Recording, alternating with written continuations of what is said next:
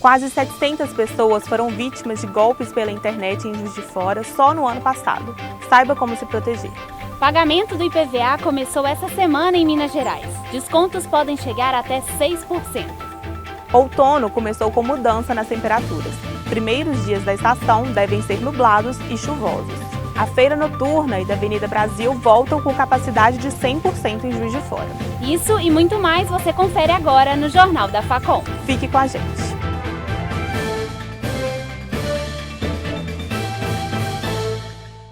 Boa tarde. Quase 700 pessoas foram vítimas de golpes cibernéticos no ano de 2021 em Juiz de Fora. Esse número representa um aumento de 295% nos últimos 4 anos. Os detalhes com a repórter Esther Valim. O Márcio é nutricionista e está entre as vítimas de golpes pela internet. Eu fui vítima 2 vezes de clone do Instagram, onde as pessoas passavam por mim vendendo produtos, geladeira, fogão, micro-ondas. Foi uma situação muito complexa porque eu sou nutricionista, então tenho bastante seguidores nas redes sociais e com isso o pessoal começou a comprar, depositar dinheiro, achando que era eu mesmo que estava vendendo. Com o depósito dos seguidores, os prejuízos ultrapassaram R$15 mil. Só no ano passado foram registradas 672 ocorrências de estelionato tentado e consumado pela internet em Juiz de Fora. Segundo a Polícia Civil, esse número representa um aumento de 295% nos últimos 4 anos. Em 2018, a polícia contabilizou 170 ocorrências. No ano seguinte, o número saltou para 447, um aumento de 162%. Em 2020, os registros foram para 586 e em 2021 foram 86 a mais, um crescimento de 14% em comparação com o ano anterior. Uma cartilha publicada pelo Ministério Público de Minas Gerais alerta que a invasão de perfis no Instagram é um dos crimes cibernéticos de maior incidência nesse início de 2022. De acordo com o MP, o crime está aumentando exponencialmente e causando prejuízo às pessoas. Segundo este advogado especialista em tecnologia da informação, o aumento no registro de ocorrências aconteceu por causa do aumento no uso da internet durante a pandemia. Por isso, é preciso se proteger.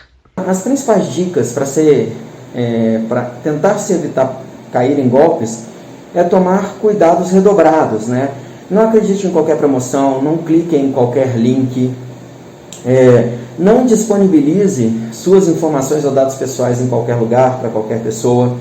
Sempre utilizem os mecanismos de proteção que são fornecidos por sites de relacionamento, sites de compras. Começou essa semana o pagamento do IPVA em Minas Gerais. O vencimento do imposto foi adiado para março e o valor congelado pelo governo do estado.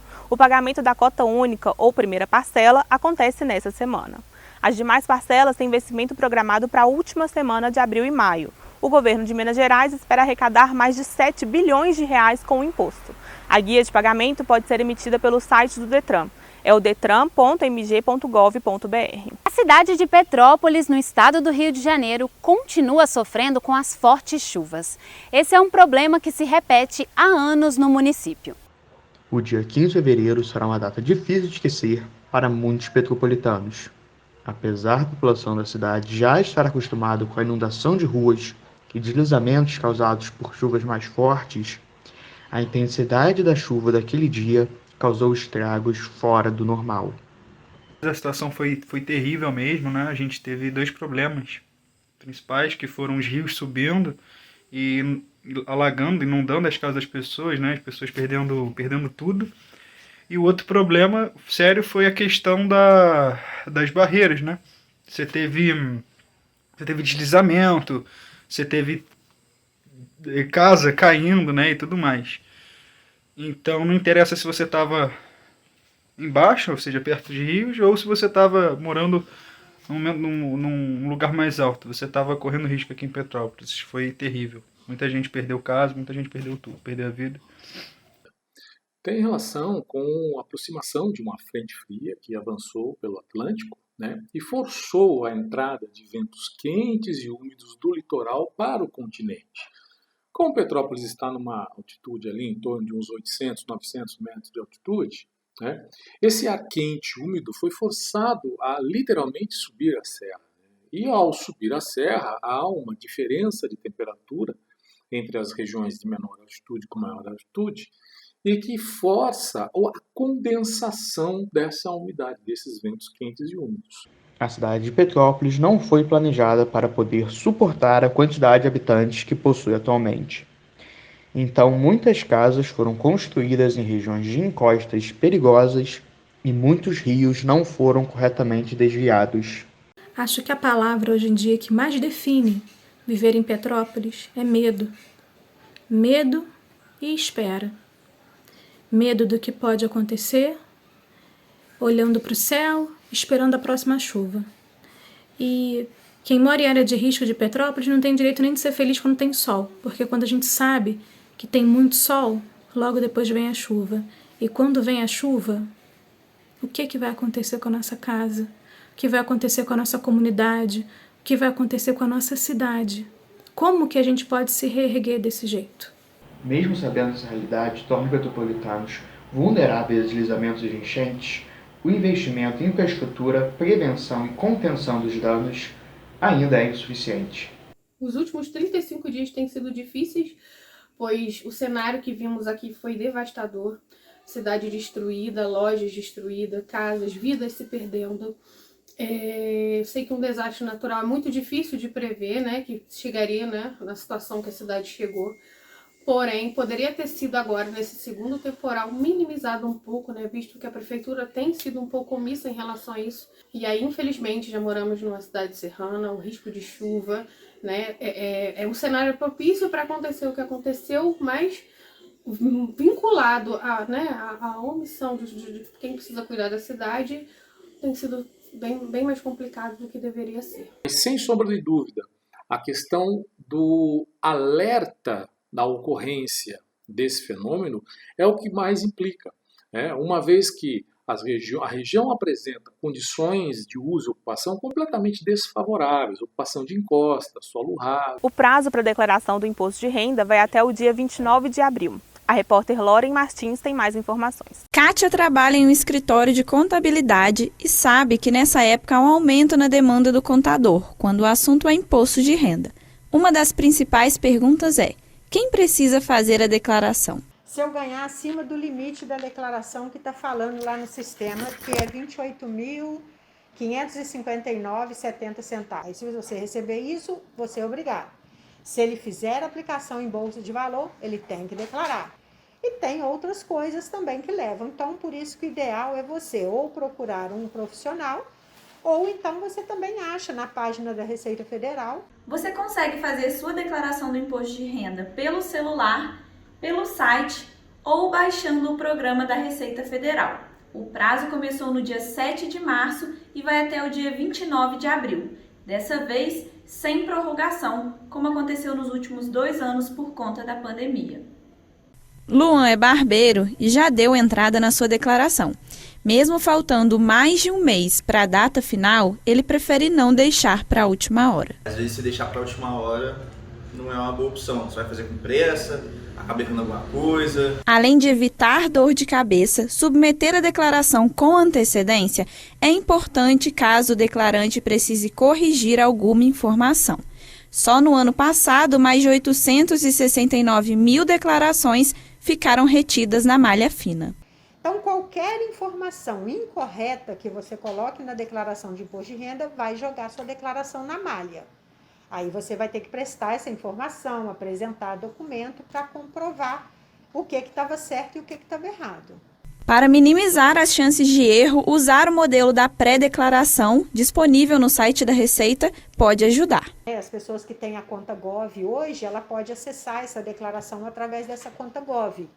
É só entrar no site da Receita Federal, vai lá, baixa o programa da Receita Federal. Quando você entrar no programa, você consegue visualizar um ícone para você clicar e já puxar essa declaração. Quem estava com saudade de comprar bons produtos e ainda rever os amigos para colocar a conversa em dia, a notícia é boa. A feira noturna e a de domingo em Juiz de Fora retornaram em 100% da capacidade. Os detalhes dessa história com a repórter Ana Schuster. Como resistir a frutas, legumes e verduras fresquinhas? Ainda mais quando você pode negociar pelo menor preço. As feiras livres são uma ótima opção. Com a entrada do município de Juiz de Fora para a etapa 3 do programa Juiz de Fora Viva, a feira noturna, realizada na Praça Antônio Carlos, e a feira de domingo, aqui da Avenida Brasil, voltaram a funcionar com 100% das barracas. Além da capacidade plena de oferta de produtos, o uso de máscaras está liberado nas feiras livres, assim como o consumo nas barracas de alimentação. Apesar do novo modelo, Poliana Cardoso, assessora de supervisão das feiras livres, reforça que o uso de máscara pela população e pelos feirantes está liberado somente nos espaços abertos da feira. A Secretaria de Agricultura, Pecuária e Abastecimento chama atenção para alguns aspectos que são encontrados no regulamento das feiras livres. O primeiro deles é que fica liberado o consumo de alimentos desde que respeitado o distanciamento de 1 metro entre as pessoas. E as medidas de higiene e etiqueta continuam obrigatórias. Eli Rezende, feirante na Avenida Brasil há mais de 10 anos, explica que enquanto na feira noturna da Praça Antônio Carlos, o modelo de disposição das barracas em 2 pistas, ou seja, vias da rua, segue normal, na Avenida Brasil a estratégia tem gerado tumulto. A gente acostumou com aquele modelo amplo, passar uma ambulância, igual já teve caso, muito mais fácil, para a gente entrar na feira mais fácil, não atrapalha ninguém. Agora, se chegar aqui 6h30, você não entra de caminhão. A presidente da Associação das Feiras da cidade, Maria Carmen, também fala sobre como a organização está reagindo a este novo momento. O que a gente queria, na verdade, a associação almejava, era que retornasse de uma forma mais planejada, entendeu? Que os feirantes tivessem a mesma quantidade de barracas, porque também a gente sabe que está passando por um momento difícil, todo mundo está precisando vender, apesar dos preços terem aumentado muito, mas como o retorno foi hoje, os coordenadores vão ficar até mais tarde, até a última desmontagem da feira, para a gente ver como que foi todo esse procedimento de retorno e o que pode ser revisto. Sobre a liberação do uso de máscara nos espaços abertos da feira, Carmen revela que tem incentivado a população a utilizar o equipamento de proteção. A feira dá um acúmulo muito grande de pessoas, né? Eu tenho falado com meus clientes que quem fica no corredor, eles que estão transitando direto, para eles evitarem de não usarem a máscara, entendeu? Porque tem locais que é mais apertadinho, então não dá para ter um distanciamento. Fabrício Guimarães, juiz forano e estudante de Artes e Design da UFJF, acredita que a feira também irá ajudar a movimentar a economia da cidade. A crise econômica está muito forte, está todo mundo perdendo dinheiro, com pouco dinheiro no bolso, e a feira é uma forma da gente economizar. Você tem acesso a produtos frescos, mais baratos do que no mercado, e que vem direto do produtor, então faz gerar economia para todo mundo, não só para quem está comprando, mas para quem está vendendo também. A Prefeitura de Juiz de Fora segue monitorando o andamento das feiras. Nem parece que a gente estava passando calor na semana passada, né, Bruna?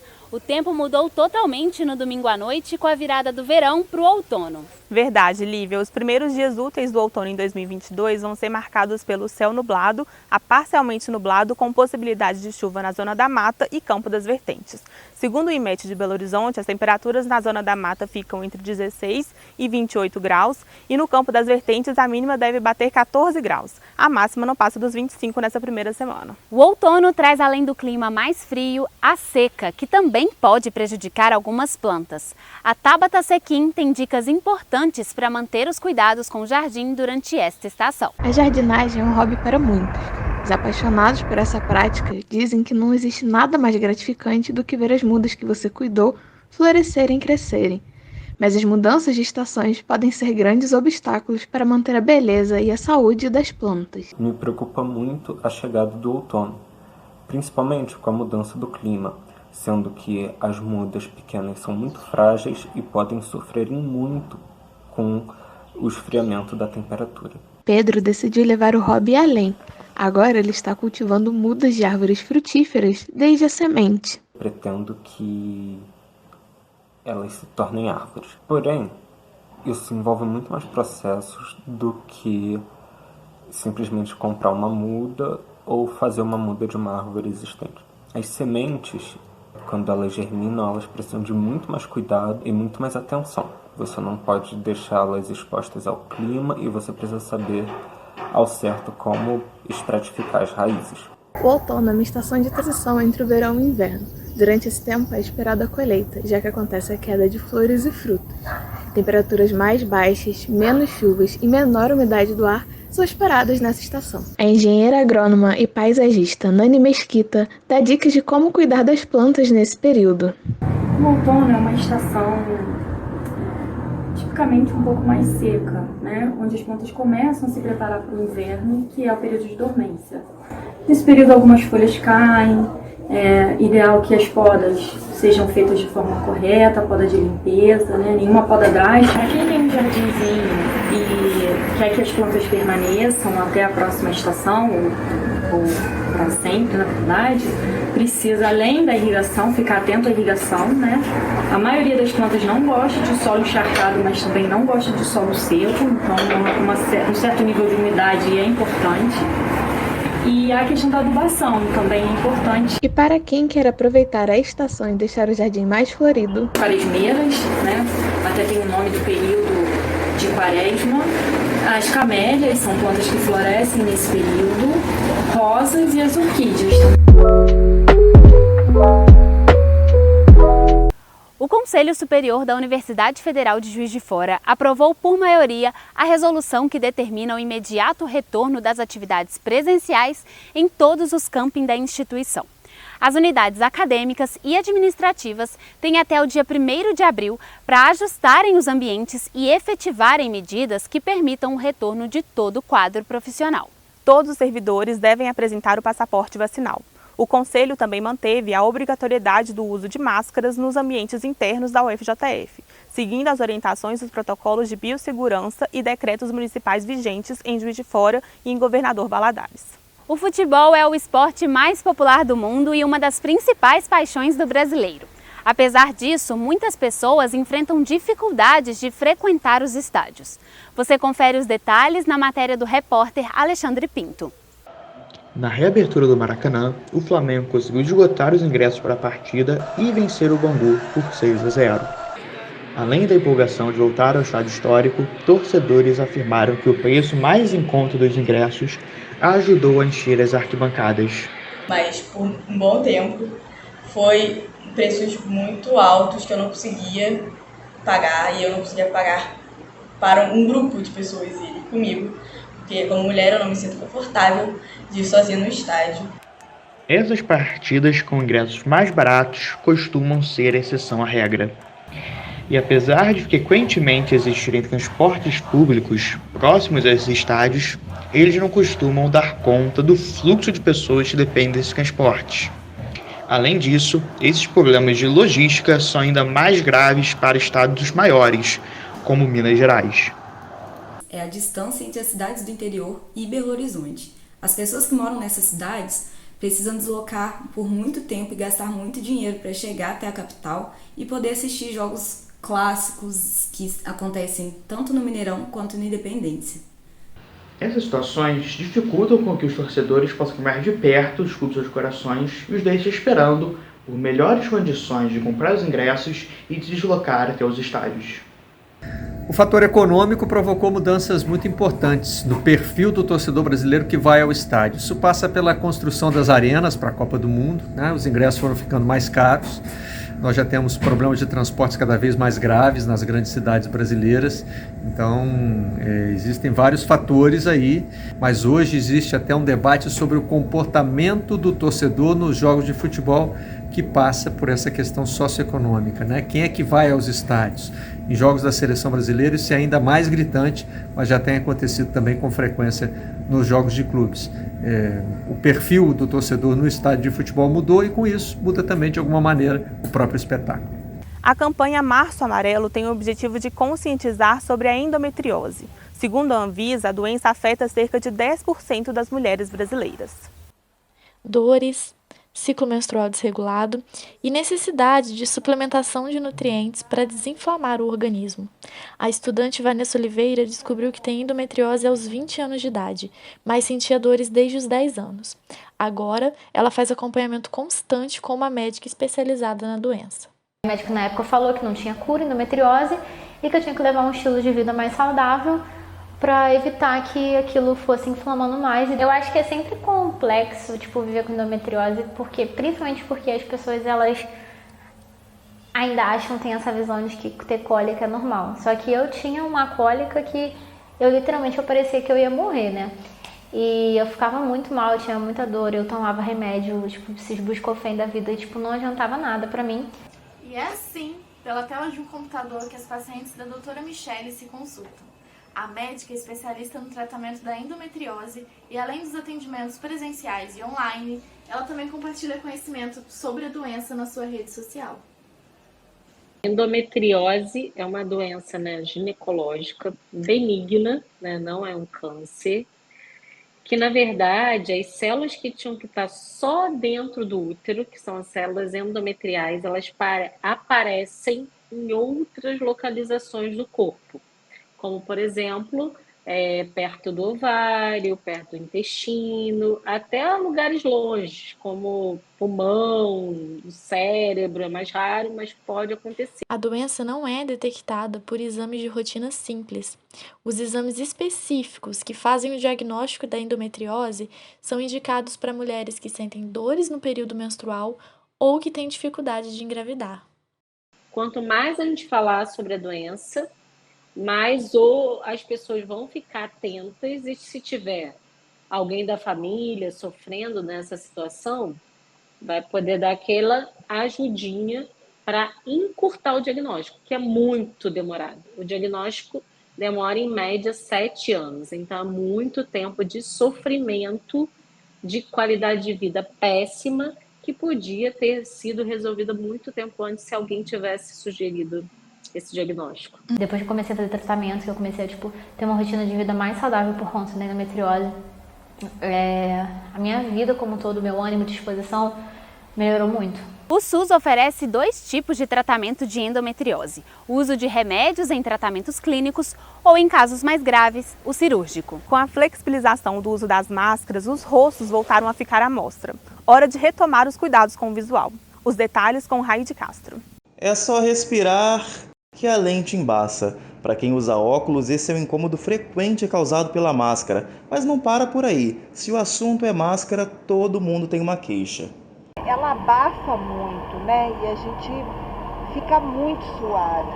Depois que entrou a pandemia, as pessoas passavam na rua, eu olhava assim, quem é aquela pessoa? Atrapalha conversar com as pessoas, às vezes as pessoas não entendem o que a gente está falando. Mas esses problemas estão perto de acabar. Pelo menos aqui em Três Rios, o uso de máscara não é mais obrigatório. Agora a gente pode andar sim, com o rosto de fora. Mas o que para muita gente é alívio, para outros é sinal de receio. Bom, para mim voltar a trabalhar sem máscara vai ser um grande problema por questão de autoestima mesmo. Eu não sou muito satisfeito com o meu sorriso e isso vai acabar atrapalhando bastante, principalmente nesse início, voltar a me ver sem máscara no trabalho, ver que as pessoas estão me vendo sem máscara. Durante a pandemia, metade dos nossos rostos ficou coberta. Por conta disso, o cuidado com a região dos olhos principalmente aumentou. Segundo uma pesquisa, o mercado de produtos e serviços para olhos e sobrancelhas viu a demanda triplicar em 2020. Agora, sem a máscara, a tendência é a preocupação com o sorriso. Durante a pandemia, a gente foi sentindo a volta das pessoas e agora, no final, que graças a Deus a máscara está sendo mais flexível, as pessoas estão voltando com força total, porque agora está todo mundo querendo investir no sorriso de novo. Para quem quer ficar com um sorrisão bonito e poder tirar a máscara sem preocupação, a dentista deixa algumas dicas. A pessoa tem que ir no dentista de 6 em 6 meses, é o preconizado pelos dentistas, e o cuidado diário, que é a escovação e o fio dental. A gente pode eleger o clareamento, as facetas em resina, as facetas em porcelana, preenchimentos labiais, hoje em dia tem sido bastante feito pelos dentistas. O Valber está com um tratamento marcado e já vai poder falar para a câmera com mais segurança em relação ao seu sorriso. Inclusive já fui no dentista, já me passou uma avaliação e eu acho que essa volta ao normal, de não precisar usar máscara, está me dando esse empurrãozinho para eu melhorar a estética do meu dente e ficar mais feliz e mais confortável diante das câmeras. Acho que vai me ajudar bastante como profissional. Uma das festas mais tradicionais de Juiz de Fora está de volta e com novidades. Ansiosa. É assim que Cláudia se sente com esse retorno. Juiz forano raiz já ouviu falar na festa, que traz um clima diferente para a cidade. Eu fui em todas as edições da Festa Country, todos os shows que você pode imaginar eu fui. A gente só parou de ir por causa da pandemia. Se não fosse a pandemia, a gente estava indo até hoje. Além dos juiz-foranos, a Festa Country tem o propósito de reunir os maiores artistas do Brasil.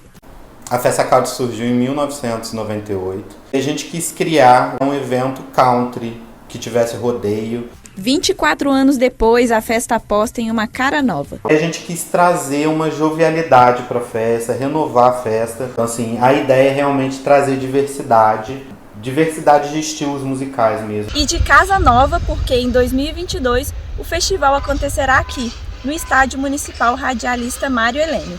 Isso graças a uma nova portaria da Prefeitura de Juiz de Fora, que confirma a intenção da administração de tornar esse espaço uma arena multifuncional. O estádio municipal não pode ser considerado apenas um campo de futebol. Ali é possível você realizar eventos esportivos e eventos culturais. Quando se fala cultural, né, você envolve música, você envolve gastronomia, é uma arena de uso misto. E como também o estádio ele é pouco utilizado, com um investimento considerável na sua manutenção, é justo pensar e utilizar aquele espaço com outras atividades. Para manter a boa saúde do gramado, será utilizado um sistema especial de cobertura. É uma cobertura de plástico, que ela é translúcida e cheia de furinho pequenininho. A grama, ela recebe sol, incidência solar, e ela consegue respirar. A gente cobre ela 2 dias antes, tira no dia seguinte, que o evento termina. E para curtir os 2 dias de festival, é importante estar com o cartão de vacina em dia. Cláudia já tomou suas 3 doses e já está se preparando para se divertir com segurança. Minha roupa já está preparada, já passei na loja e já encomendei minha bota também. Esses foram os destaques de hoje. A gente fica por aqui e até a próxima. Se cuida. Tchau.